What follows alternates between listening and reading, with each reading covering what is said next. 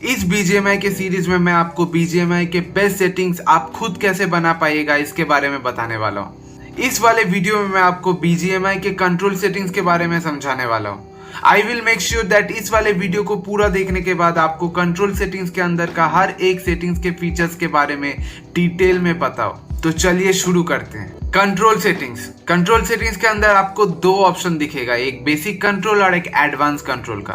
पहले basic control के बारे में समझते हैं। बेसिक कंट्रोल के अंदर आप तीन चीज का सेटिंग बदल पाइएगा, एक फायर सेटिंग्स, एक स्कोप सेटिंग्स और एक पीक सेटिंग्स। सबसे पहले बेसिक कंट्रोल में आपको फायर सेटिंग का ऑप्शन मिलेगा। इसका पहला वाला setting display left side fire button का है। इसे ऑलवेज ऑन रखने से आपको फायर बटन में कोई डिफरेंस नहीं दिखेगा, लेकिन जैसे आप इसको स्कोप ऑन में कीजिएगा तो देखिए आपको दो फायर बटन के जगह एक फायर बटन दिखेगा। आप जब जब स्कोप ऑन कीजिएगा तभी आपको दूसरा वाला फायर बटन दिखेगा। स्कोप बंद करने से ये गायब हो जाएगा। और अगर आप इसको डिसेबल करके खेलते हो तो आप स्कोप ऑन कीजिए या फिर जंगल में लेट जाइए, आपको एक ही फायर बटन के साथ खेलना पड़ेगा। वैसे तो मैं एक ही फायर बटन का इस्तेमाल करके गेम को खेलता हूँ, तो क्या मैं इसे डिसेबल करके खेलूं? नहीं। BGMI में हमें दो फायर बटन मिलता है और दोनों एक दूसरे से बहुत डिफरेंट काम करता है। एक फायर बटन से फायर करने वक्त अगर आपका उंगली हिलता है तो आपका स्क्रीन भी हिलने लगता है, और दूसरा फायर बटन को फायर करने वक्त अगर आप उंगली हिलाते हो तो आपका स्क्रीन नहीं हिलता है। जिससे स्क्रीन नहीं हिलता है वही वाला फायर बटन स्प्रे देने के लिए बेस्ट है। लेकिन अगर आप display left side fire button को डिसेबल करके खेलते हो तो यही वाला फायर बटन गायब हो जाता है। तो मैं क्या करता हूँ, इसे ऑलवेज ऑन रख के जो फायर बटन हिलता है उसको छोटा करके साइड में कर देता हूँ। अब नेक्स्ट सेटिंग है बोल्ट एक्शन राइफल और क्रॉसबो फायर मोड का। स्नाइपर को बोल्ट एक्शन राइफल कहते हैं और आपके मिनी 14 टाइप गनों को DMR कहते हैं। ये वाला सेटिंग खाली स्नाइपर के लिए, आपके DMR वाले गनों में कोई चेंजेस नहीं आएगा इसको चेंज करने से। इसमें आपको दो ऑप्शन दिखेगा, एक टैब और रिलीज का। बोल्ट एक्शन को आप टैब में करके खेलिएगा तो जैसे आप फायर बटन में टैप कीजिएगा तो फायर होने लगेगा, लेकिन अगर आप इसको रिलीज में करके खेलते हो तो देखिए फायर बटन में टैप करने से आपका स्कोप ऑटोमेटिक खुल जाएगा लेकिन फायर नहीं होगा। जब आप अपने उंगली को फायर बटन से हटाओगे तभी आपका फायर होगा। फायर को रोकने के लिए देखिए आपका दूसरा वाला फायर बटन कैसे स्टॉप फायर के ऑप्शन में चेंज हो जा रहा है। एकमात्र उसी को क्लिक करके आप फायर रोक सकते हो। फायर सेटिंग का लास्ट सेटिंग है शॉटगन फायर मोड का। जो चीज मैंने अभी बोल्ट एक्शन में बताया वही सेम चीज अभी आप शॉटगन में कर पाओगे, बस एक डिफरेंट है। शॉटगन को अगर आप रिलीज में करके खेलते हो तो बोल्ट एक्शन की तरह स्कोप ऑटोमेटिक नहीं खुलेगा, आपको खुद से स्कोप को खोलना पड़ेगा। BGMI क्रिएटर अच्छी तरीके से जानते हैं कि शॉटगन को हम लोग क्लोज रेंज में यूज करते हैं, इसीलिए इसका स्कोप ऑटोमेटिक नहीं खुलता है बोल्ट एक्शन राइफल की तरह। मैं तो कहूंगा स्नाइपर और शॉटगन को दोनों को टैब में करके ही खेलें।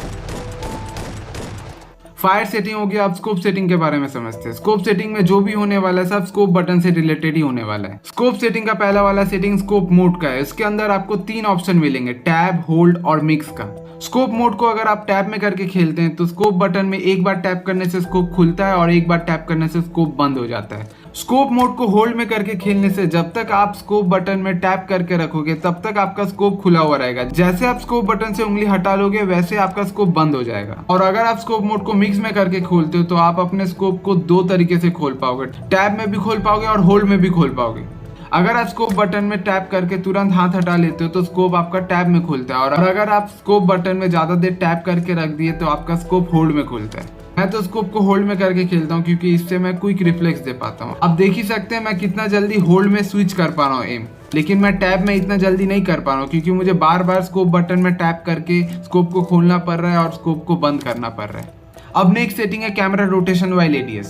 अगर आप स्कोप में टैप करके ड्रैग करते हो तो आपका स्क्रीन हिलने लगता है। अगर आप उसको डिसेबल करके खेलते हो तो स्कोप बटन में टैप करके ड्रैग करोगे तो आपका स्क्रीन नहीं हिलेगा।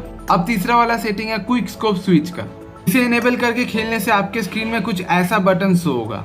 आपके बैग में कितना सारा स्कोप है आप इसमें क्लिक करके देख पाइएगा, और कोई भी स्कोप में टैप करके आप अपने गन में डायरेक्टली वो वाला स्कोप लगा पाइएगा। बहुत ही टाइम सेविंग सेटिंग है, इसे इनेबल करके ही खेलिएगा हमेशा। अब नेक्स्ट सेटिंग है कैंटेड साइट। जब आप इसको अपने गन में लगाइएगा तभी वो आपको शो होगा।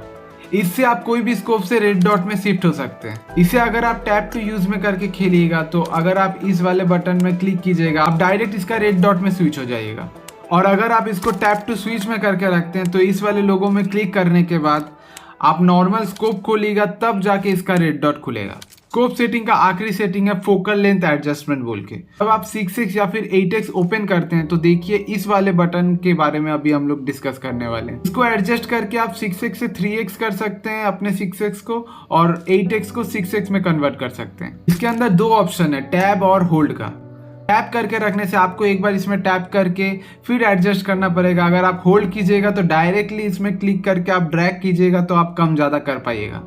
स्कोप सेटिंग खत्म हो गया। बेसिक कंट्रोल का आखिरी सेटिंग है पीक सेटिंग। पीक सेटिंग को एनेबल करने से आपके स्क्रीन में कुछ ऐसा दो बटन शो होगा। पीक सेटिंग का दूसरा सेटिंग है लीन मोड। ये एकदम स्कोप मोड के तरह ही है। इसमें भी आपको सेम ही ऑप्शन मिलता है, टैब, होल्ड और मिक्स का। एकदम सेम टू सेम काम करता है। लीन मोड को अगर आप टैब में करके खेलिएगा तो एक बार टैप करना चाहिए, पिक करेगा। पिक से हटाने के लिए आपको फिर से पिक बटन में टैप करना पड़ेगा।